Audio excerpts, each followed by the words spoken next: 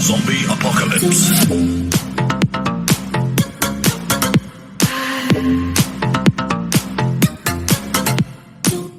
What is going on, you guys? Bastion YGO here, and today I just want to go ahead and make a quick analysis of the Shaddoll deck profile that is coming into has a lot of popularity lately. It's been getting a lot of traction as a a good potential meta contender, tier 1.5 to 2 in between that range.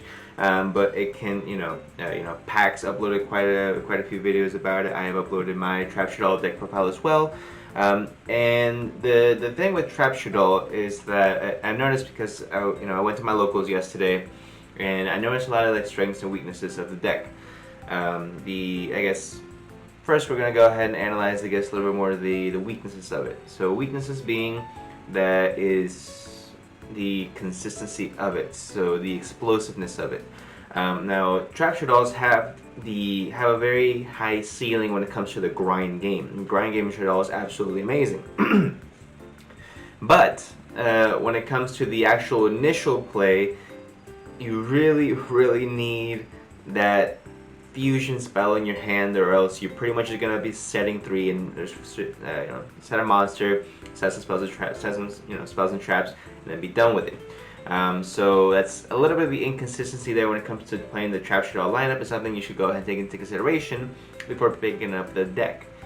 So of course there's no way to go ahead and search polymerization unless you play actual polymerization in your deck and you want to play Fusion Recycling Plant, in which case you can go ahead and play a card like Terraforming to go ahead and search a Fusion Recycling Plant, discard a card, add a polymerization, but that also takes away a card in your hand. That's 2 cards in your hand you have to go ahead and commit just to get a polymerization in your hand.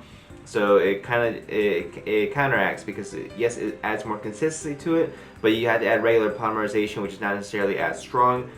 So essentially, just really what you can do to add a lot of consistency to this deck is really just abuse Shaddoll Beast as much as possible. You activate Sinister Shadow Games to send Winda on your opponent's turn, set Beast off of the Winda, right, and you're able to go ahead and flip summon it in the next turn, or just whatever way you can go ahead and abuse Beast, just gain more card advantage. Absolutely amazing.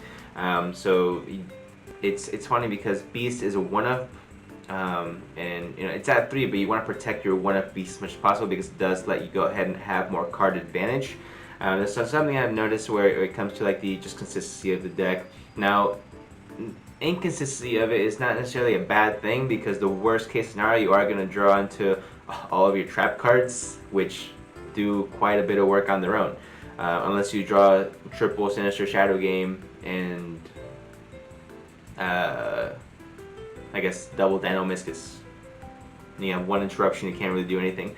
But that's why you play plethora of trap cards. You play the Torrentials, you play the Dogmatic Punishments, which does punish the Shaddoll deck, of course, as well. But you are able to go ahead and get rid of cards your opponent controls, and also gets to plus off App Cologne. So really, depending on what you want to do as far as that goes. And understand the main weakness of the deck is that it really struggles against back row heavy decks.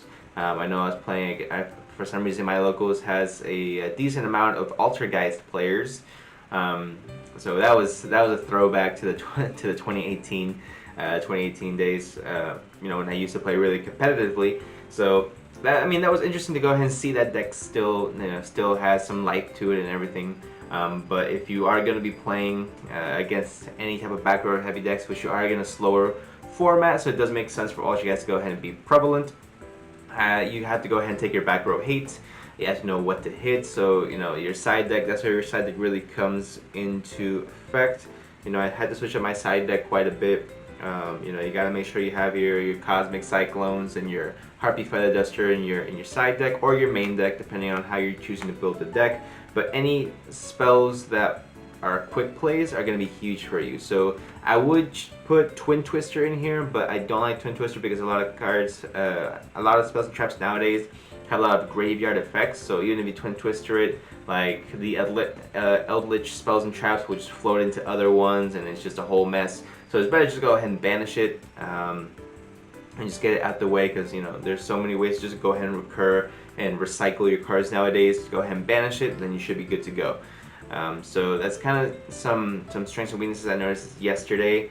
You know, it's really not going to be like a blowout deck, you know, but it is a very you know, good at what it does. It's good at, you know, nitpicking at your opponent, and I noticed that DD Crow is actually an amazing addition to the deck. I highly recommend, you know, if you're not playing for whatever reason, at least try it out. It's not expensive to play DD Crow. And the reason why I say that is because I was going up against a Zoo Eldritch yesterday, and a really nice guy. He ended up beating me in time because I didn't realize it was time, and we went to game 3 and everything. But he summons Eldritch Golden Lord, so I forgot how I think I popped it with Dogmatic of Punishment. So send App Clone, pop Eldritch Golden Lord, and then activate DD Crow, banish it. And then I guess next game he goes pitch Golden Lord, pitch I forget one of the spells or traps to activate this effect, and I go, okay, great, chain activate DD Crow, banish it, get rid of it, because essentially Eldritch can't do anything unless Golden Lord is there. And if you get rid of the Golden Lord, then that pretty much solves all your issues. You know, I think it's just an amazing deck. Having Aerial, having DD Crow, having ways to banish from your graveyard is going to be a huge addition to your Shaddoll strategy overall.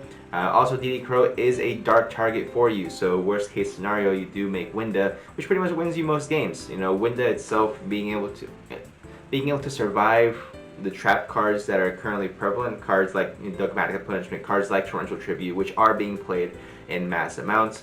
It's just so amazing to be able to go ahead and have a card that can survive these things, you know, a card that doesn't really fear the blowout cards that are currently prevalent. So that's kind of what my analysis is of the Shaddoll trap strategy as of right now. I just want to go ahead and get my thoughts out there to anyone who's considering playing it or wants to go ahead and give it a shot down the line. It's an amazing deck. It's a lot of fun, but you have to be ready for the grind game, because that's what it does best. Poking and grinding as much as possible, as weird as that may have just sounded.